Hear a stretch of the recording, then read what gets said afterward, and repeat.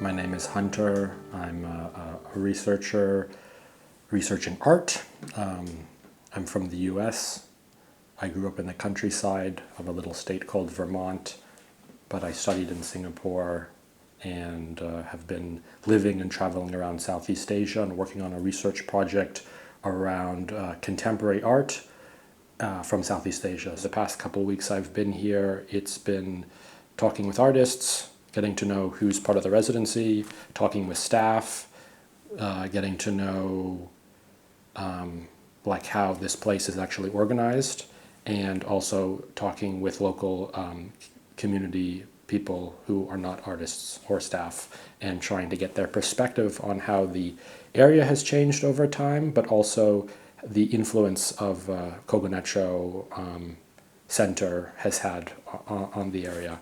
Just this morning I was having an interview with an artist who, from a Japanese artist who spent many years traveling around Southeast Asia, very interested in the folk traditions and very interested in the culture there and learning about that, informing his own practice. And so he was interested in the research I was doing and interested in learning about what artists in Southeast Asia were doing. And his practice reminds me of so many artists who I know back in Vietnam, back in Thailand, back in Myanmar, who I think would be very interested in what he's doing. And so like this for me is like, I'd love to show their work next to each other, and I'd love to introduce these folks to each other.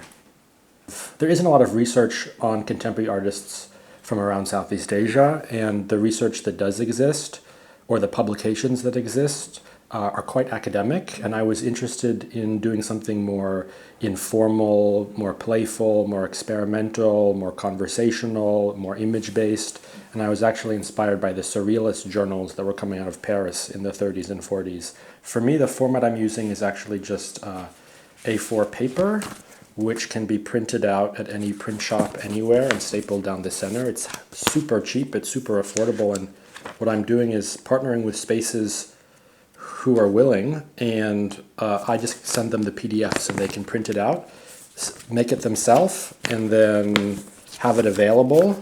They can sell it for whatever cost it is for them to print it, so I'm not trying to make a profit.